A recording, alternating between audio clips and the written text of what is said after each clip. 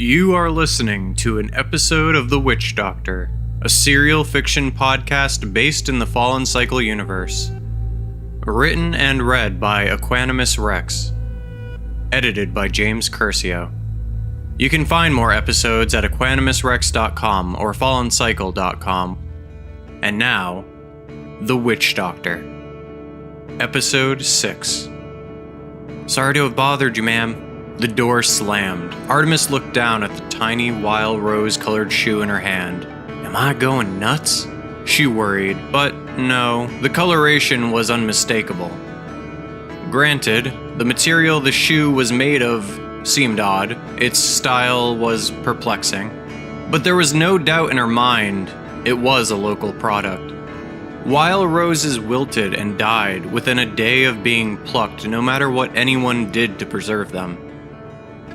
Noel was one of the only places you'd ever see them used in any way.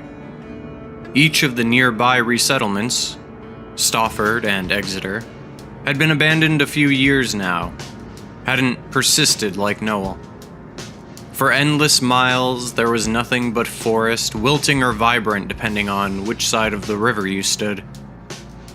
Wild roses did not grow south of the river, were sporadic with their growth, and rare. But occasionally, Artemis knew they were brought in by one of the local scavvers. Dye made from their crushed, rapidly putrefying petals was widely sought after by locals. She spent the better part of the day running around, trying to find all the parents she could, trying to put a name to the shoe. Nobody seemed that interested, always suggesting some other family, some other child. Artemis could feel their hostility. Artemis could almost hear them tut-tutting her in their absence. Gone crazy out in the wilder, one would say. It is known to happen, says another. She couldn't bring herself to visit the families of the lost children, knowing full well she ought to have. But she remembered their haunted eyes, the first time she went round. She didn't want to look at those eyes again, not again.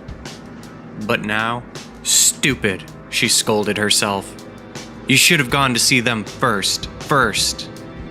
Part of her had hoped she'd find a surprised but grateful family, that she might even get thanked in that cold Noel way for the return of the shoe. Well-made shoes did not simply go missing. Not in these parts. But nobody had claimed it. She had hoped that the clue would lead nowhere.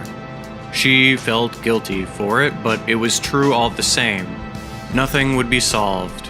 Nothing that mattered. The wounds of Cal and Corey's disappearance were fresh. The entire town felt poised to be struck by lightning, shattered by earthquake. The Smiths had become virtual hermits, save for the father's visits to the Rathskeller. To all reports, he sat silently, drinking all the free beer he could get his hands on. Abram will soon have competition, Artemis thought. Can't drink Noel dry on his own. She thought about her own, not insignificant collection of vodka jugs. Robert Smith, one-time scaver, now cancer-ridden. A grieving father. Artemis studied him for some time before his daughter's disappearance. The Smiths didn't live in Sunnyside, but Robert was a Benton man all the same. If not by blood, then by actions. It was an open secret that old Benton had a hand in the illicit goods market. Most folks assumed he had bootlegger connections. It wasn't that Artemis gave a shit about old books and the like, but the devout sure did. Everyone knew the first proclamation. Thou shalt not gaze upon unorthodox medias. Punishable by death. Though, these days you were more likely to be chain-ganged south, to the work camps. Not wanting to draw the ire of the Domus, she kept tabs on the man. Hadn't found anything conclusive, so she figured if it was being kept that low-key, she didn't have to worry about it. Didn't have to worry about dags popping in or worrying that they'd turn the town over for black market goods. The wife was a different story. Annalise. Fervent teetotaler. It was no wonder Robert had hit the alcohol so hard after the tumor ruined his leg. She was as religious as one could be, this far from the Domus. Still, not a lot going on with her as far as Artemis could tell. Made cloth, sewed clothes. traded or sold the surplus. Exciting stuff. After Cal went missing, most folks assumed she'd run off. No tracks, no signs of forced entry, no door hanging ajar, no bloody fingerprints, nothing. It was the lack of evidence that lulled most folks into the idea that she'd grown bored and decided to leave.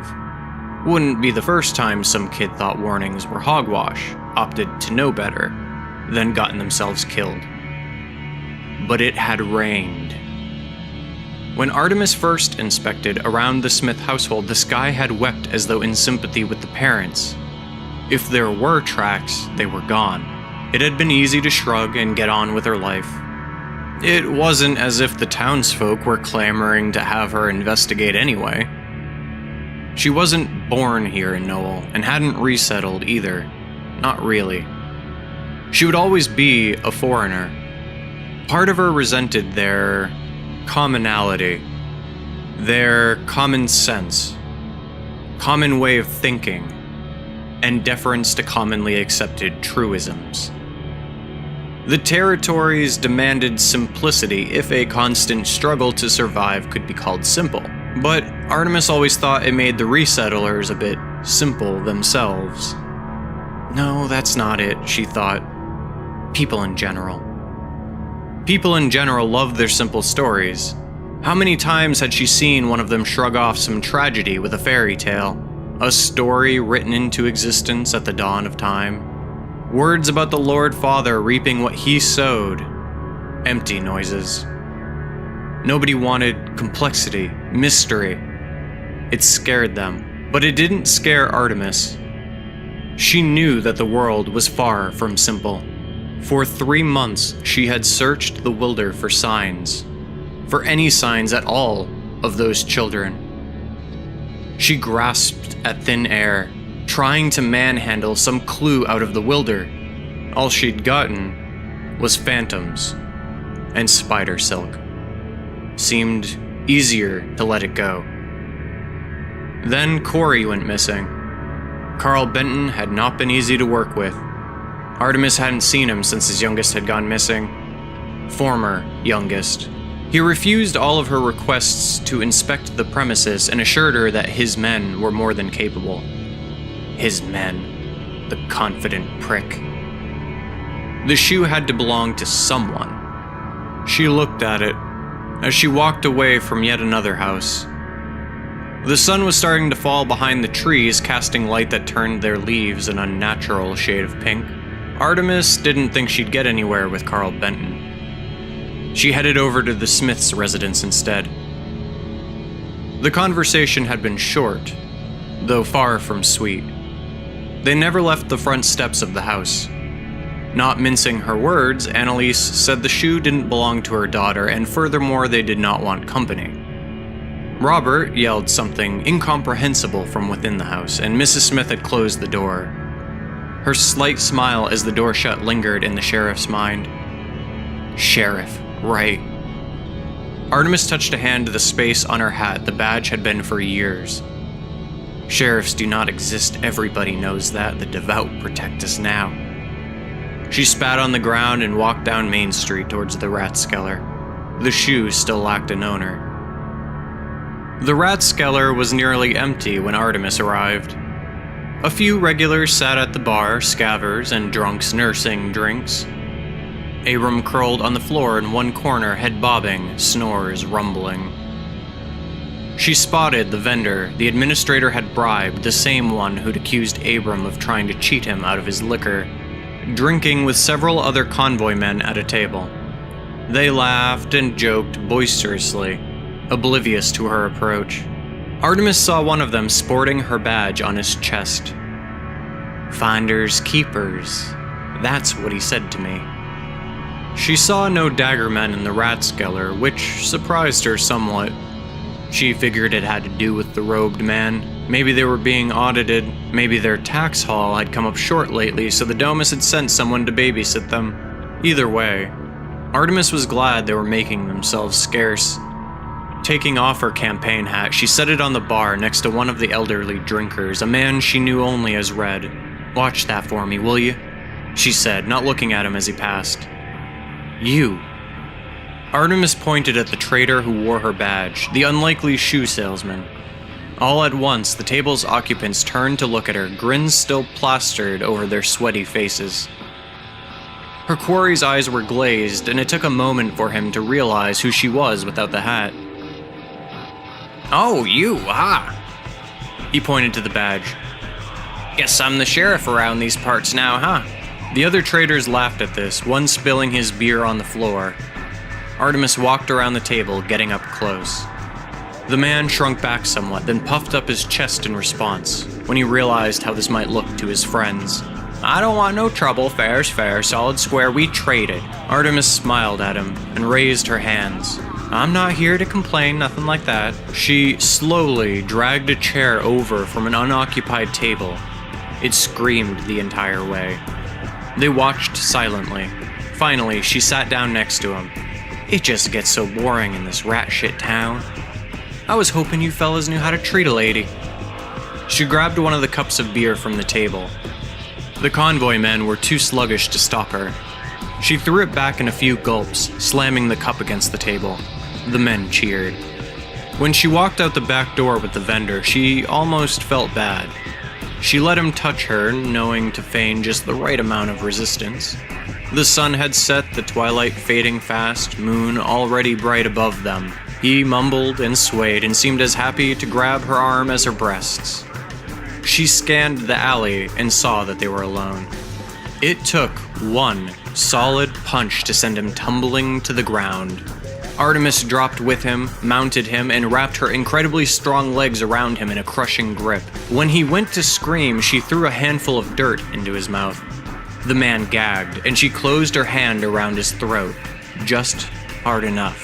"If you yell, I'm gonna put my thumbs through your eyes, do you understand?" she asked, actually having to repeat herself several times before the man nodded. He spat the soil out of his mouth. Positioned as he was, it came back on his own face and dripped like mud down one cheek. "Where did you get the shoe?" She glared at him, and he shrunk into himself underneath her. "It's not mine, I don't know, I swear on the Messiah's..." She raised a fist and he flinched. "Try again." "I swear I don't know." He was getting loud again, so Artemis tossed more dirt in his face. From behind her back, she pulled a skinning knife, held it gleaming in the moonlight for the man to see. He started to squeal, so she bared her teeth at him, a mad glint in her eye, and he froze. "Are you involved in the disappearance of 2 children from this town?" she asked, trying another avenue. "Why do you have a child shoot? Just one. Why?" The man's eyes widened. "What? No, what are you talking about?" Artemis rolled to sitting on his chest and contemplated the skinning knife. Hey, no, don't you dare..." Before he could finish, she casually struck him twice on the temple with the butt of the knife and sheathed it. He groaned and lay still. Artemis bent over, ripped the badge from his shirt and pocketed it. "Finders keepers," she said, and then walked into the night. "Red better not lose my hat." When Artemis finally arrived home, she found Chet sitting outside. He wore his scavenging pack and his rifle sat on the ground next to him. It looked like he'd been there a while, like he never went home, and when he finally looked up at her, Artemis felt uneasy. "Hello?" She greeted him suspiciously. "Chet? Hey, why are you sitting outside my tent?" "Oh." He looked around, as though he'd forgotten where he was. He took a long breath. Even in the darkness, she could see the years and their burdens across his face. "Well?" she asked impatiently. Eventually, that vendor would get his shit together and snitch her out. "Well," Chet started again, stopping, swallowing. "I think I heard something out in the woods." Artemis relaxed. "A mutie? Something dangerous? He interrupted her. "It sounded like a person." "A person?" She was paying attention now. "Well, sort of like a person." He struck a match and lit a rolled cigarette between his lips. "Chet, what the hell are you on about? Was it a person or not?" He took a drag. "I don't know, I didn't check it out." "Okay, and? You know how things are out there." "I do." "So why are you telling me?" "Because I think it might have been a person, now. I didn't then, but it keeps playing back in my head." Chet took another long drag on his smoke. "You been smoking mothsbane?" she asked him, her nostrils wrinkling at the smell. "God damn it, Chet, you know better." "It don't matter. I think I heard someone out there, but I can't bring myself to go back. I heard it, and I never even went to look, not even with all the stuff that's been happening. I never thought to go check it out." He looked up at her, the moon reflecting in his haunted eyes. "It could have been the kids, mutants, anything at all, I'll never know. I ran." Artemis felt her stomach tighten. "Were you smoking that shit up at the ruins?" "Yeah." Hesitancy in his voice. "But I'm telling you, I've been replaying it in my head. I think I left a person out there. I just couldn't bring myself to go back out. Not at night. I have the girls." He trailed off. "Chester Wilkinson, I swear to God, if you make me go out there for some pipe dream..." "No pipe dream, Sheriff. I heard someone out there." "Well, shit." She sighed, already decided. It's not like leaving town a little wasn't already a good idea. It didn't take long to gather her gear. Convincing Chet to come along burned up a few precious minutes, but she was persistent. People were already starting to settle into their bedtime routines. The streets would be mostly empty. Her ears perked at every raised voice around every corner. However, no alarm was raised, no call to locate the traitor's assailant.